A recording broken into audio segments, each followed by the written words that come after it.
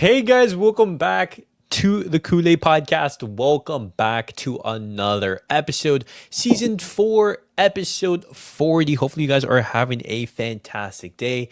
Guys, on today's episode, we're going to be talking a little bit about Barcelona's victory against Real Madrid in the Copa del Rey. Just talking about some of the things that happened, but mainly talking about Barcelona's huge game on Wednesday in the Champions League, as we are going to be facing Inter Milan, an Inter Milan team who is struggling at the moment, but we're going to be talking about it. We're going to be seeing what they can offer and talking about that all in general. But Sevi, good to have you back, man. How are you? I'm back. Back better than ever. Back better than ever. Sevi, I wasn't able to get your thoughts much about Barcelona's victory against Real Madrid this weekend. How are you feeling? I'm so happy, bro. So happy? Pleased, happy. There can't be any more words to describe it. I was watching the whole game with my family. Okay. What did you think of Pedri's goal? Bro, I was in this room when Pedri scored. I wasn't watching the game with my family. Uh-huh. And they didn't know the game was playing. And when Pedri scored, I was like, golazo! What the fuck is happening? And then I go down and I put the game on there and I was like, golazo! Oh my god! And okay. So you were all hype when Pedri scored the first goal, but what happened when Real Madrid, they came back? Because Barcelona were dominating that first half, but Real Madrid, the 2-1, I was like, there's no way we sold the game. I was like, we're controlled comfortably, but we got dominated in the second half. I think in the minute that Mbappe came onto the field, the game changed. Yeah. It was not only him, but him alongside Arda Güler. And Jude as well stepped up. He's nice. Well, both of them, they were having a really good solid half, and Koundé's winner. Oh my god, bro! I was screaming, yelling. Bro, my reaction was like put it on the shorts and everything. I was going crazy. But to be honest, I thought if we were going to penalties, we were gonna lose. That was my thought. Like if we go to penalties, we were gonna lose. I honestly think that substitution from Hansi Flick to bring on Paul Victor, to bring that extra energy, because that gave that intent. Because if you're going to be holding out for penalties, then it makes sense to keep on Ferran, for example, because he's a very good penalty taker. He also knew, like, if we don't bring out like a striker or anything or fresh legs, we were going to lose on penalties. I'm like almost 99% certain we were going to lose on penalties. Yeah, true. Okay. I couldn't believe Barca took so long to realize that Rudiger was playing with literally half a leg. Hey, he was so solid. He was so solid. No, yeah, Rudiger. Like the only bad thing he did was attack the referee at the end. Yeah, at the end. He's too short tempered, man. He's a warrior.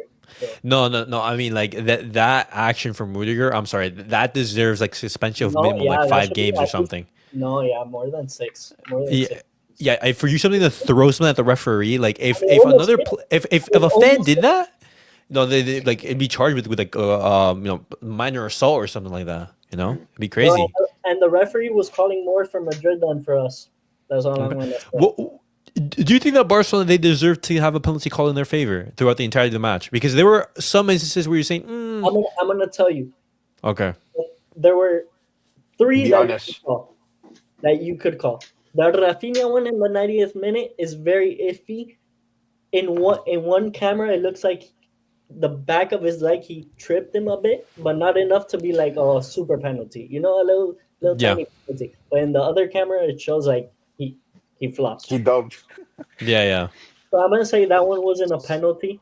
The one to Valverde, bro, I do not understand the rules because his hand was not on the ground when the ball touched him. His hand was a bit up in the air, but I guess that one's fine too. I don't really care. But again, when you look at the Sebi, the one that was a penalty is that where they clipped. Who was it that they clipped from behind? Ferran. That's a penalty.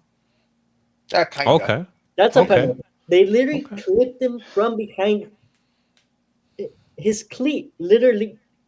Right. No. It's contact. It's contact. What's funny enough is that the referee, he was talking to Ferran and saying, hey, Rudiger basically clipped me from behind. The referee said, yeah, I saw that he did have contact, but it wasn't enough to call a penalty. And so, looking at how the referee was managing the game, understandably, just the one penalty that I would say, hey, it's clear cut out of all of them, is the one on Guarci, where Asensio is grabbing Guarci, because any touch, Bro, Guarci, it's 2-0 from there. It's 2-0. I feel like they didn't want to call soft penalties these days because it defines the game. Yeah, it defines the does. match. In such an important Copa del Rey game, like this was basically the only game Real Madrid was looking forward to get a trophy. Yeah. They can enjoy their nada plete, bro.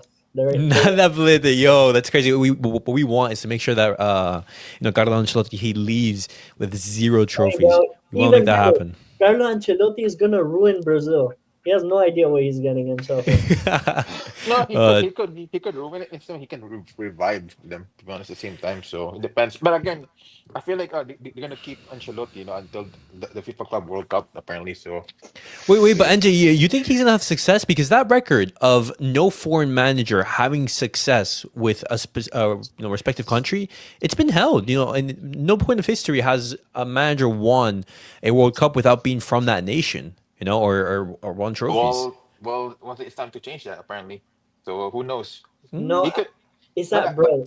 The South American qualifiers are built different, bro. You're a manager coming to a Brazilian team, not knowing what Joga Bonito is, bro. It's gonna be difficult for him. Yeah. That's true.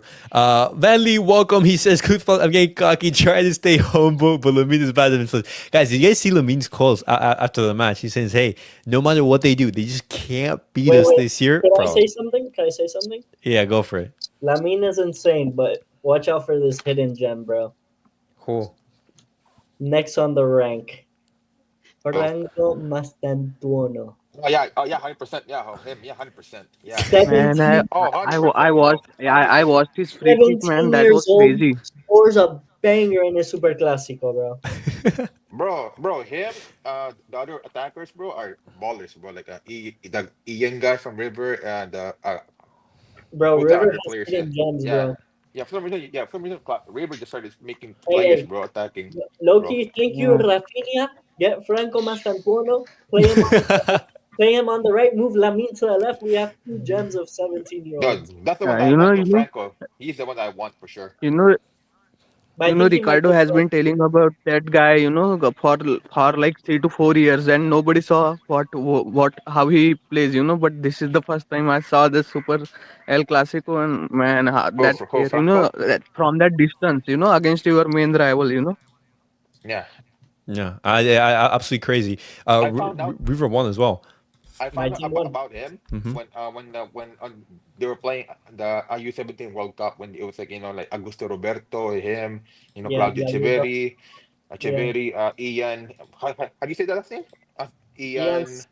It's hard. I don't even know. It's hard to say. Yeah, Thiago Almada. That was the first time that I found the 4 of them actually they can play. Like that's why I think at least one of them has to be in Barca. Are we talking about Franco Mastantuono? Yeah, that guy. He's Mastantuono. Barcelona are a bunch of bums, eh? Barcelona are a bunch of bums. Because they've wasted the opportunity to get Claudio Echeverri, Estevao, and Franco Mastantuono. All players who love Messi and Barcelona, these guys are just sticking to the academy. Bro, yeah, exactly, man. All of them were working for Barcelona, before signing for their respective clubs. And you know what's bad? I think Franco Mastantuono might sign for Real Madrid. Yeah, that's the one. Yeah, he could end up playing for them, to be honest. With Xabi Alonso being potentially the coach. Yeah, to be honest, I don't think he'll sign for them, mainly being because if they do give Mastantuono, what the fuck are you gonna do with Arda Güler? Bro, Mastantuono or Arda Güler, bro? Mastantuono, bro. No, but I'm saying, like, why would you spend money? Let's be honest, we were also saying the same thing. They didn't need Arda Güler. They still signed him just because we were going to sign him, by throwing money. 17? Yeah, but if you're getting Xabi Alonso, there's literally no point in then getting Florian Wirtz because you have Arda Güler who can play that same role. Yeah, that's true. That's so true. Elias, Yeah. bro, Argentina That's so keeps true. on giving. No. The hidden gems in Argentina, it's absolutely crazy, bro. That next World Cup, but most likely the World Cup in 2030, I think that's where you're going to see the emergence of these guys. You can look to 2026 if you Nah, Echeverry's cold, bro. I was watching Echeverry and I was like, bro, how did Barca miss out on Him and No, it's because River Plate didn't want to fucking sell him to Barcelona. No, you we know, can afford, bro. Barcelona is gonna Guys, go we for can probably afford. 80+ million. Yeah, that's true. But Ricardo, good to have you back. Eunice, good to have you back as well. Ricardo, I wasn't able to have you to hear your reaction, bro. Thank goodness that we beat Real Madrid in that circumstance. If we fumbled that final, bro, it would have been so hurtful. When Mbappe scored that free kick, I'm like, yeah, we're not winning. Like Mbappe scoring free kick, but like we're not fucking winning. Mbappe scoring free kicks. That game was money though. But honestly, I'm glad that Koundé ended it because I honestly, if we went to penalty shootouts, we were gonna lose. Yeah, I think so. I think so. We were gonna lose that for sure. I was not confident going into penalties whatsoever. I hear what you guys are saying, but at the same time, I know you're talking about penalty takers. We don't have enough, but it's like at least we have Szczesny, not Ter Stegen. You know what I'm saying? But again, at the same time, true. At the same time, out of 5 shots, Szczesny is gonna say about 2 of 3 at least, but the rest will be goals though. Saving 2 penalties in a penalty It's crazy. shootout is like insane. Exactly. Yeah. Out of 5 penalties, 2 or 3 will be saved for sure, but the rest will be scored. Also, Yes, okay, go about that for it. Koundé goal, about that Koundé goal, I was screaming in front of the screen that, Lamine is free, pass it to Lamine, pass it to Lamine. Lamine was also giving his hand, to Koundé to pass it to him because he would have been free on goal. But then Koundé just took a shot and then it went in, it was amazing. Dead ass when Tchouaméni scored, I was tempted to punch my girlfriend. Like that's how pissed off I was gonna clock her in the fucking head. That was so free goal for him. No, because what's crazy is that the warning signs that were there. Real Madrid, at the start of the second half, with the introduction of Mbappe, with the introduction of Arda Güler, it changed the half. And obviously, I wouldn't necessarily say that like Hansi Flick, he was necessarily late to make the subs because the players were there, they're ready to come on. It's just what's crazy is that it was a corner, and obviously we can see from the corner, we can see from a set piece that he got late to subs a bit. That's what No. Flick was asking for a sub, and they didn't give him the subs on. That's why. Yeah, he was asking for a sub already. Yeah, but if it went to penalty kicks, like who do we even have out there? It was just Rafinha, really, because Ferran got subbed out for Pau Victor, right? So Then what? Yeah, Koundé? exactly. What? Koundé's not really a pen taker, but he Koundé's fucking terrible at penalties. Yeah, exactly. we're gonna 100% lose. That's what I felt. No, exactly. No Pedri, no Lewandowski, no Ferran. Who else? Yeah. Hey, who was my underrated man of the match, bro? Who? Inigo Martinez, bro. Underrated. Bro, he was much. That entire back line showed up on the night. Even J.R. Martin, even him, he put in a shift, You know what's funny? I was thinking, with the penalty kicks, I was thinking like Inigo might have to take one because we don't got nobody else. He's got his experience. So I was like, Gavi's gonna shoot one just out of pride. It's gonna be what? Rafinha, Lamine, Gavi, Inigo, Koundé, something like that. Fucking hell, bro! Like all the back four gonna do take the penalty. What the hell, man? I'm like, nah, bro, this ain't it. Yeah, they're crazy. I can't believe crazy work. That Courtois fucked up so bad. Yeah. Courtois was so bad in that game. I don't know how you 6-7 and you made like dumb. You allowed 3 goals in you. Nah, bro. I was trying to I was trying to watch the comps of different players from those match, and I just saw the Gavi comp and he was just sitting on Bellingham all over the pitch for the entirety of the half that he played. It was so funny. No, what's crazy is after the match, as soon as Barcelona won, Gavi, he just went straight to celebrate at Sensio's face. And Gavi's a certified hater. I love the guy, man. You know what the crazy part is? That guy's not even Catalan. That guy's not even from Catalan. Yeah. Like, he wore I think he's from Andalusia. Yeah, bro, he wore like an anti Madrid flag or everything. Yeah. Bro, it was crazy. It was Bro, crazy. Gavi, you know what Gavi is, bro? Gavi, let's be real, he's not the most talented, but I love the passion stuff. Gavi is one of us, bro. He's like Yeah. He's a bro. fan. He's a proper fan. He's the proper fan. Yeah. Super sub, the most, you know, jack of all trades. Yeah. I'm just waiting for him to like headbutt. I'm like, he has a headbutt pending. Like, No, he does. He does, bro. If you see, I remember that photo with Gavi. I think it was against Athletic Club where he literally just dives and he's on the floor. Yeah, but you know, gonna fucking, like, dude, he's gonna have those like one of those moments in his yeah, he's career. gonna have a head loss moment soon. Yeah, Like, a head loss moment. He got injured one game. Remember with Araujo, him and Araujo just bumped heads, like just collide, smashed. yeah, they collide one another.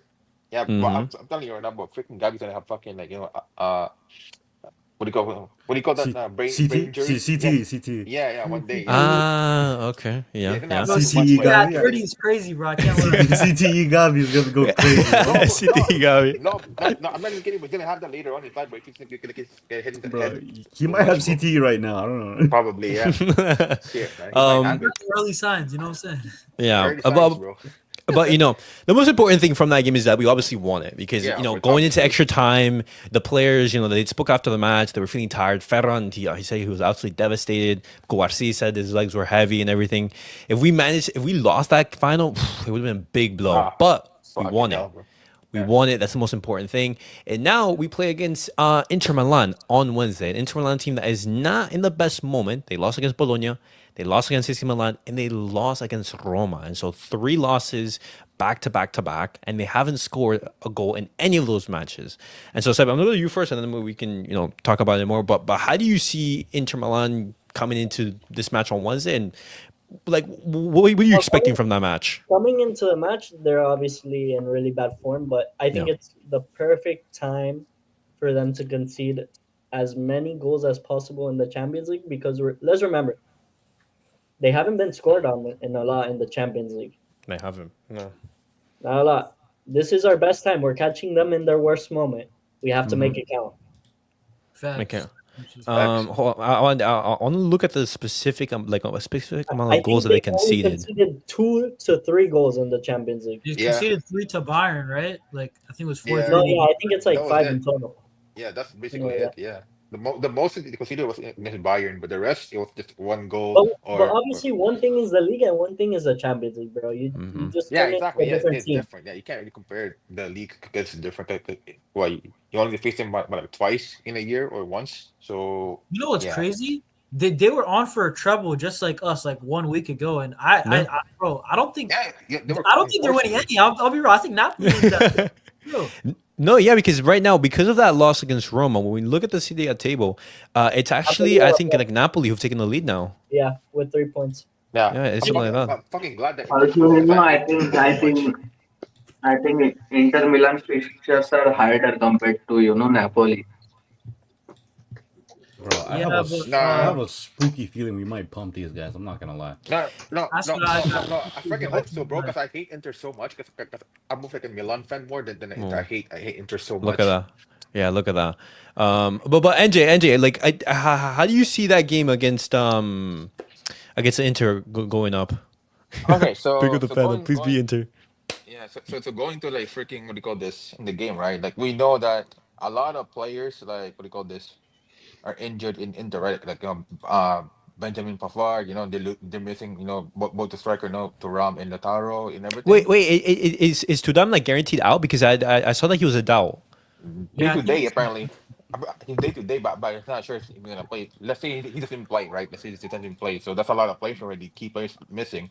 So I expect, and knowing that they've been, they've lost to like the last 3 games, which is I'm happy because I hate freaking Inter so much. I'm of a freaking AC Milan fan more than them. Yeah. Them losing, would be a good thing because again, they don't have the players that they have to like compete against us, but at the same time for them it will be a good start for them to like start over again, like start winning again. But for us, if we're able to find the small margin, 6 spaces of tight spaces to like attack, then we can win at least 3-0 or 3-1 at least. If we can find that, if we can cut the back 3 like off guard, then we can actually win 3-1. If that happens, if we finish our chances right away, which is Okay. we just it happens many times. We listed a lot of chances of scoring, but overall, if we're able to finish our chances right away and we're able to cut off the back three of Inter Milan's, then we should be able to like win 3-1. Okay, okay. See, here's the thing. I think that if Barcelona score the first goal, I'm going with Ricardo. I genuinely think that we can just pump them like 3 or 4-0, something like that, because they are not in a great moment. Losing against Bologna, losing against AC Milan, being knocked out of the Coppa Italia, and on top of that, losing against Roma, that plays such a huge effect. And if Barcelona they score the first goal, then that's just like such a like mental switch, because imagine putting so much energy in order to be alive in the Coppa Italia, be alive in the Serie A, and for everything just to crumble like that, it could go crazy. Also, But also, yes, okay. I have multiple Inter fans. It might feel like an excuse, but they were saying that this season they are focusing on the only Champions League because they have already won Scudetto in recent years and Coppa Italia. So they Mm-hmm. were saying that that they are all in for Champions League, but also they also have key injuries in some position. So it will be really interesting. I think it will all mainly be fight of individuals. Yeah. Like Pedri versus Barella in the midfield. Kubarsi, all these individual players. So it depends who does better at the time of the moment. You know what? Okay. That's a good point, but you know what it is, Kool Aid Podcast. I just genuinely believe that even if they go one down, I know who Inzaghi is. I know what Inter Yeah. are about. I think they Yeah. might they'll take a 1 goal loss. If you ask Inter right now, would you take a Yeah. 1 goal loss? They'll Yeah. take it. I think Yeah. that maybe if we score the second and it's 2-0, maybe they'll start attacking. Maybe Yeah. you need a goal. But even They then, won't they might mind. be They okay won't with mind about it. They're cool yeah, with it. it's like that it kind of sucks that we got the second leg away. That I don't understand why, by the way. I really don't. Like we finished Yeah. top 2 in the table. Because UEFA is a stupid ass organization. They can't Yeah. establish rules, and they actually just established it like next week for the. Last week for the next season. So they Yeah. couldn't just think about it like just like a couple months ahead. Like, come on. Yeah, man. I know. Like you want to reward the teams that do well, and make them play, the second leg at home to have that advantage, for them doing, because there's Smart. literally no advantage for finishing at the top of the table other than some cash money. Who do we think wins tomorrow, though? Arsenal or PSG? I think I- Arsenal's gonna win. Arsenal. I'm not gonna lie. Arsenal I- 1 goal win. I got Ooh. PSG. I think PSG is gonna. Yeah, I got PSG because they're actually good, bro. Like they actually can like counter. Wait, but I think the first leg is at the Emirates, is it? Yeah, exactly. Okay. Arsenal's gonna hit him with a deadly Taking a 2-1 tie, bro. watch. A deadly Mikel telling Merino you. dagger.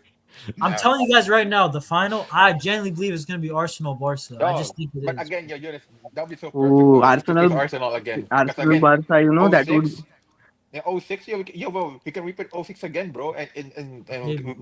we can do because the run again. Here's the thing. Here's the perfect. thing. yeah, If not we not only face- this, in if- the women's, I was watching the Chelsea versus Barca Femini semi-final too. So it would be same in the women's UCL also. Yeah. Arsenal versus Yeah, Arsenal Barcelona and already in the fuck all final. that shit. No, with like whoever we get in the final. This is the thing. If we get PSG, Donnarumma and Marquinhos haven't redeemed their Bozo ticket yet. So Exactly, They might exactly. have a surprise for the final, but I think Barcelona have a better chance of scoring against PSG, but against Me Arsenal, too. I Yeah, agree with that. I actually yeah, But think yeah, to be fair, but the thing is that, bro, like PSG have firepower. Like They do. yeah, that's the thing Arsenal. though. Yeah, But exactly, man, that they have like 6 to 7 wingers, deadly wingers. I don't Yeah, I don't want to but fucking go load I of rather roads play on Arsenal because if I see fucking Dembele score on us in the final and fucking celebrate, I might go to France. Bro, are we gonna see Barcelona and PSG go band for band just to see who can score? In that game, I see like a 4-3, 5. that'd Bro, be great though. That'd be great though. Like 4-3, no, as a 4-4. neutral, it'd be great, but for us, Barcelona fans, we'd be like having a heart attack just thinking, oh my god, oh my god. I'm gonna enjoy it. The one problem though is if Arsenal score first, Mikel Arteta's low block is crazy. I can't lie. Yeah, Yeah, it is. that is true. Bro, you can make fun of Arsenal all you want, but defensively, vice pure, they're solid, bro. Yeah, They're yeah. bro. Yeah, they are. But Christopher, I haven't gone to you yet. I know that you were a little bit nervous about Barcelona playing in the Clasico, but how do you feel going into this tie against Inter Milan? How do you see Barcelona matching up? Do you think you're confident? How are you feeling? Yeah. First things first, guys. Can you hear me? Yeah, Yeah. everything's perfect. All right, cool. Just like you guys said earlier, Barca has Inter Milan has a disadvantage because they lost 3 games, right? Yeah. And also, I'm gonna say this that I believe Barca's gonna win this game. Hopefully, it's gonna be maybe 2-0, 2-0, or 3-1. But also at the same time, Barca also has their disadvantages too because technically it was a big game, the El Clasico, and also basically they went through the 120 minute of extra time, right? Yeah. So these players are going to be dead ass tired technically, but they're still going to put in the fighting spirit. And the thing is that I hope that Lewandowski and hopefully Alejandro Balde can make it back in time. If so, we still got to trust in our bench and also the players that we have on the field. Yeah. In regards, sorry to cut you off. Yep. Okay, and also last thing too, Inter Milan, they played a 3-5-2. Oh wait, Christopher. There's a little bit of feedback coming from your mic and everything. It's like cutting out here and there. Okay. Is everything all good? Yeah. It's okay, but it's kind of delayed though. When you talk to the audio. So, but hey, keep talking. Yeah. Go for it. Okay, so Inter Milan, they play a 3-5-2. So if they keep playing the same formation, I believe that Barca can have a chance of taking that advantage. But the only thing is that Inter Milan has a counter attack. So the thing is that Barca cannot slip up. Yeah. Well, we have to be super solid right there in the transitions because that's going to be, Inter's way to attack Barcelona. Their transition into space, they're absolutely fantastic. And one thing I want to address, because Vanley, he asked, why do you guys glaze Arsenal and Inter's defense so much? It's not really that great. It's not glazing at all. No, my thing is, I completely understand. Inter, they're a great team and everything. Do I think that they're being rated as much as some people are saying? No. Because some people are saying, oh my God, Inter's clear favorites. Like Barcelona, if they're going to be facing Inter, they're going to lose. But here's the thing. They're a tricky opponent. They're like a boogie team. Well, that's the reason why I'm like going into this, okay. Because it's a style of play, It's similar to Atletico Madrid. They're not scary at all to compete against. It's that they're not the best of the best, but they're very, how do you say that, like very compact one another, very organized when they play. That's the only reason why I give them the respect. Okay, but question. When was the last time Inter Milan played against Barcelona? 2 years ago or a year ago? In 2022 too. Yeah, that's 2020. It ended like in a 3-3, right? Yeah, and Inter reminded me of Pedri masterclass, No. Europa League, descended to Europa League after that in the group exactly. stage. Yeah, that's why they're not good. They're not good, but they're very organized. That's the only reason why I give them respect. Do you guys think that Lautaro is gonna show up, bro? If this guy shows up, I'm actually gonna get. He's not playing though. First leg. How? Wait, he's not playing. I thought it was just Yellow card. No way. What? Yeah, Wait. I never heard that though. Wait. Lautaro is suspended? Yeah, he got a yellow against Bayern. It's the second leg. Wait, hold up. No way, man. Lautaro and Thuram both not available then? Yeah, they're not available. The two of them are Bro, available. I ain't gonna lie. Lautaro sometimes plays against his team, so. Yeah. Wow, that's like a big chance right over there. Yeah, that's why I'm not really scared of them. I'm just worried about them being so organized against us. But because again, they're not gonna play football. Because they're missing Lautaro and Thuram for sure. But that's why I say. Lautaro Loki always scores against us. So. Bro, when Lautaro scored in that 3-3 game, I was like, bro, like you're not like this. Like, why are you doing this? Yeah, exactly. Yeah, you're not him, bro. Wait. I don't think he's suspended. Yeah, he has a World Cup. I'm checking right now, and just to see if he has like the yellow card. And it doesn't show that he has a yellow card. I think Lautaro can play. I swear he got a yellow card from the last game against Bayern. No, it might be someone else. I see Arnautovic is actually booked. Are you talking about Arnautovic potentially? I swear. I think it was Lautaro. No, let them bring all their players. We're not scared, bro. Well, I mean, yeah. Regardless, I'm still confident. We're not scared. I'm just saying, though. No, of course. But Ricardo, I want to go to you. Robert Lewandowski not going to be involved for the first leg. Balde is a doubt. Barcelona, they're trying to push him to be able to play this game. Obviously, I think Ferran can do a job up front, but looking at the game against Inter, first, how much of an impact do you think the absence, both of these players missing, is going to affect Barcelona? And secondly, do you repeat the same lineup? Do you just go for the same players, or do you make some changes? What do you think? Personally, I'm not a big fan of Gerard Martin, so I would go with Hector Fort. I thought his cameo against what was it? He played against Mallorca, right? Mallorca. Yeah. Yeah. Yeah, I thought his cameo warrants him to start. Okay. Yeah, so fuck Gerard Martin. In terms of Balde, I mean, he's one of the best fullbacks in the world, and I think when you see the gap in, especially how it affects Rafinha when he plays, because Rafinha hasn't really been that great. Like even the game against I think Celta, Rafinha caught Vinicius Junior virus on international duty.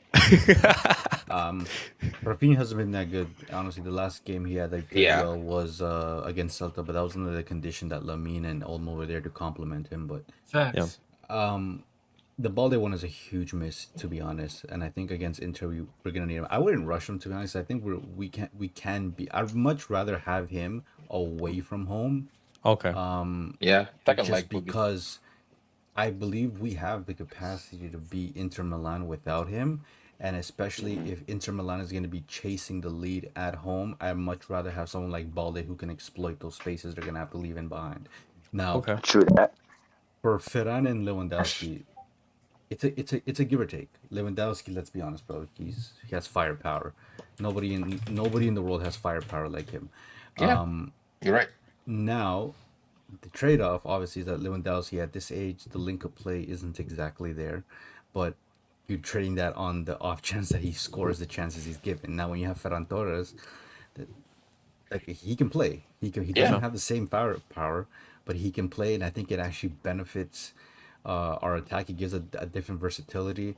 And Ferran, if Ferran had like a deadly shot on him, he would be one of the best strikers because that guy gets into positions all the time. Yeah. But he just is not Yeah. clicking. That's Also, let's be honest, Ferran Torres isn't scoring, Lewandowski isn't scoring that goal that Ferran scored, as equalizer.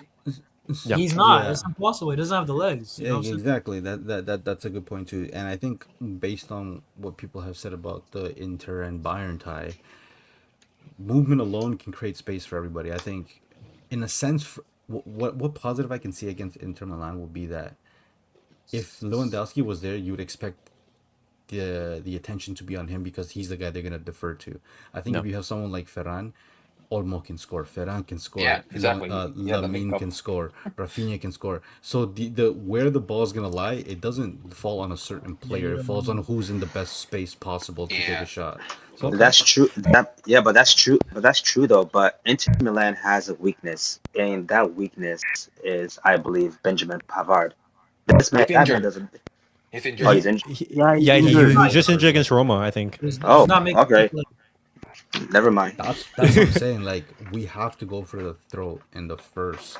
Yeah. Like No Thuram, no Pavard, away from home. They on top of that, low on confidence, bad run of form. I think everything is culminating into Barcelona, looking to just get like that knockout blow and just blow them out of the water. All this is aligning for an Inter 1-0. Exactly. This is perfect. Like, I would not be surprised to see, hey, Inter out of nowhere, they finally score against Barcelona and just low block. I'm just thinking, bro, like, are you serious? Like this is how Inter Milan win and everything. It would be crazy. But Eunice, I want to go to you. Who do you think is going to be Barcelona's most important player in this match? Because I'm looking at how everything's panning out, and I'm thinking, hey, Ferran is going to be huge for that movement, trying to, bother Bastoni, trying to create that space for a Dani Olmo, who I think is going to be the second most important player because he's great in those tight spaces. One of those turns that he's able to do. Who do you think is going to be the most important player on the night? For me, like in my opinion, genuinely, I believe that like Yamal and probably Olmo. I'm not gonna lie because like Olmo, right? Like I feel like that Olmo actually had a solid game versus Real Madrid. I feel like that the referee just kept on letting them just kick him. You know what I'm saying? Never gave him a yellow card. Olmo kept on getting to good places. Did foul, no yellow. I think Inter, it's not the same competition. It's not Real Madrid. I think that almost into positions and he has the quality. I call Dani Olmo the glue, bro. Everything looks better with Olmo in the lineup. Yeah, simple. It's simple as that. Like Fermin is different, but Olmo is the guy. I think Olmo is gonna have a great game, and I think Barca are gonna win, bro. And the way that what it is with Inter, it's like the number one thing is gonna be it's gonna be hard to create chances. So that's why I think Olmo and Yamal are probably gonna be very important. By the way, Yamal has to cook DeMarco because this guy's good offensively, but defensively, DeMarco's really good, man. On one thing on Yamal, I was watching some stats, and in a single season, most assists from a Barcelona player in all competition. Yamal is right now fourth with 24 assists in a single season. Messi is on top with 27 assists. So Yamal at 17 can break Messi's record for most assists in a single season in all competition.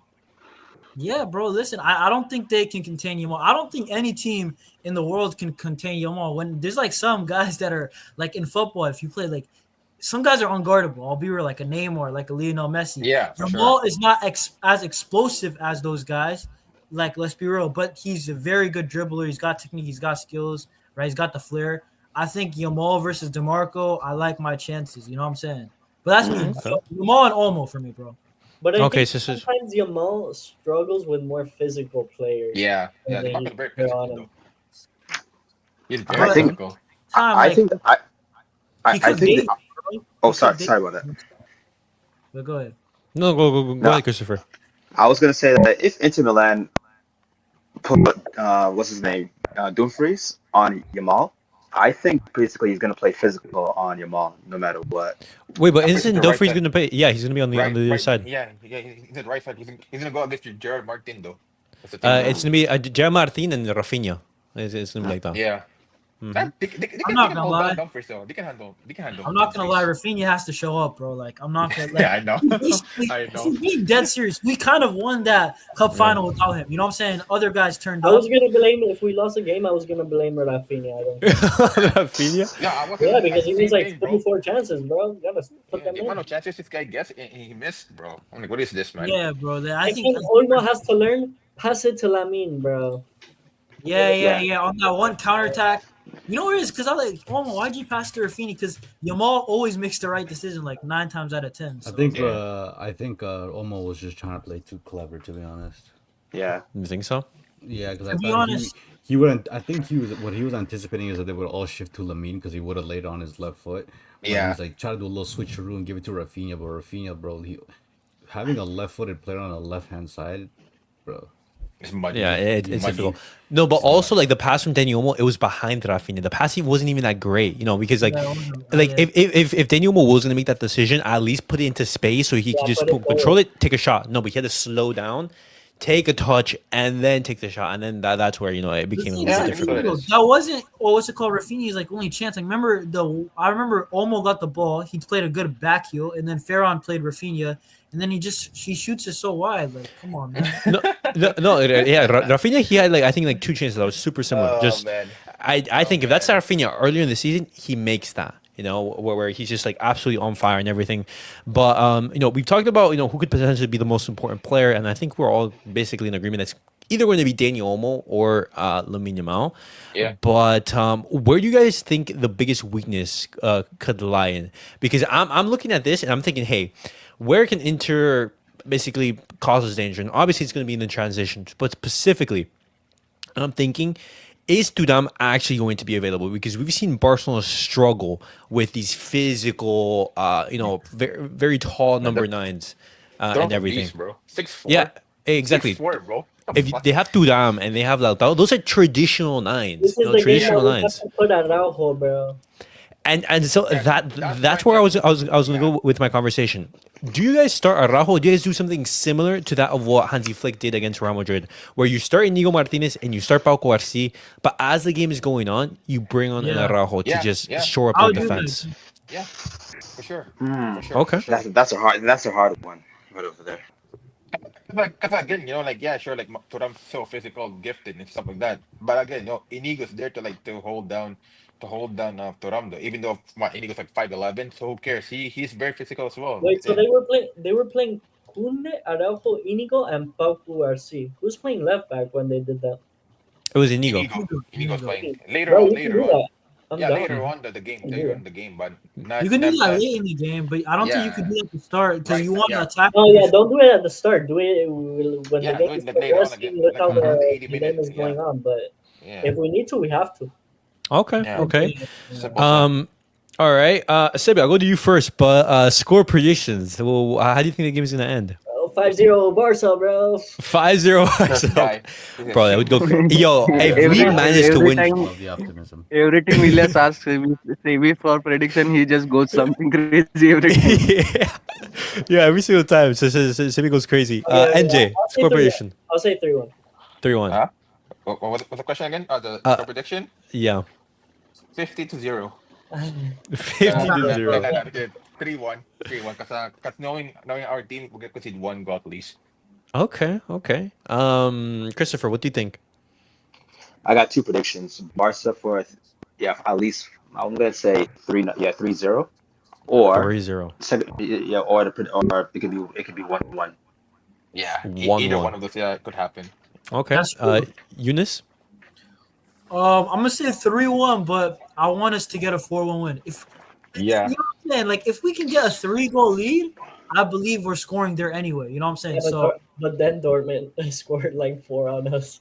Yeah. but we still got our goal. We just need one away if we win big at home. Yeah, but come on, bro. It's better to score like four than 3 though. Because 3, I don't want that again. You know, the Liverpool one. Nah, I don't want that to happen again, bro.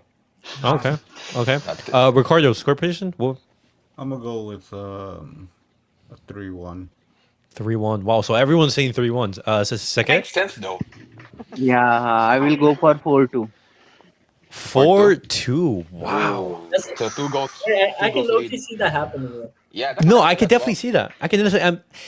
I'm looking at the game and I'm thinking, hey, this could be like a sort of like similar encounter to that of Atletico Madrid. I'm looking at how the scoreline went, and I'm thinking first that game was I think like 4-4, and then it was like 4-2. Yeah, because last time we played Inter, Oh my days. last time we played them, they didn't hesitate to attack us also. And then they scored 3, we scored 3, so it could be on those lines. Yeah, Yeah. basically, yeah.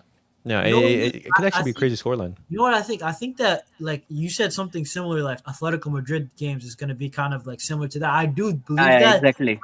But it's just that like I feel like we're gonna have to counter press like right when we lose the ball because they're gonna play 1-2 passes and they're in. Yeah. So I think we're gonna have to counter press as quick as possible. Yeah, And by the way, exactly. And our players gonna be tired, so it will be hard to counter press, for all 90 minutes. yeah, but this is the thing, bro. Like I know people are looking at Gerard Martin. I'm looking at Frankie De Jong. Like this guy better try on defense, right? Like I'm not even joking. No, what's crazy is Frankie De Jong. He can't like misplace those passes like he did in these previous couple of games. Because in some instances, Frankie De Jong is losing balls in extremely dangerous places. I am okay with Frankie De Jong. I'm missing some passes, but just be aware defensively. Don't lag defensively. Yeah. Honestly, I'm not even lying. I think that I know Flick's not going to do it, but Gavi to start, like he's going to he's not gonna do we're going to that. dominate the game anyway. Though that's the thing. Like Yeah, because he wants Olmo, Pedri, and De Jong to like create as much as possible. I know. Because again, we're missing a lot of defense going that, but again, at the same time, knowing that Inter is a full defensive, they want to go all in on attack. So it makes sense that you start De Jong with it. Okay. to be Okay. honest. I think all of us are confident in the Barcelona win. Hopefully, it's a Barcelona win with a big margin. That would be huge. Able to sentence the tie in the first leg. A team that's not really having the best, but obviously, they are a not- chicken opponent. Yeah, but if not, 2-2 draw is fine. We can go to their home ground and try to win it there. Yeah, precisely. Second in the world. Yeah, regardless of the circumstance, I'm still confident in Barcelona getting the victory and everything. But guys, that was it for the episode. Hopefully, you guys did enjoy. I will be posting this on Apple Podcasts and on Spotify. So feel free to go over there if you guys do prefer to listen. And as always, guys, make sure to like, subscribe, and comment. Eunice, great to have you. And as well to everyone who did join. And I'll see you guys all in the next video. Peace out, guys.